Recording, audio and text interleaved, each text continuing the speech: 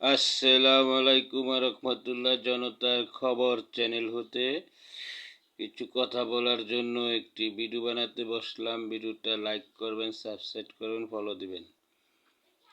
বিষয় হলো আন্তর্জাতিক যুদ্ধ এবং বর্তমান কিছু খবর নিয়ে আলোচনা করব।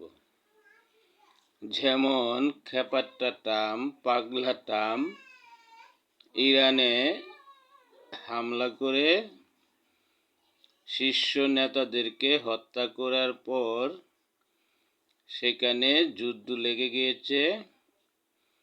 বিগত টানে 40 দিন যুদ্ধের পর ট্রাম্প এখন দিশাহারা, কিভাবে যুদ্ধ থেকে সরে যাবে, কিন্তু সে বোকার মতন এখন সরতেও পারতেছে না,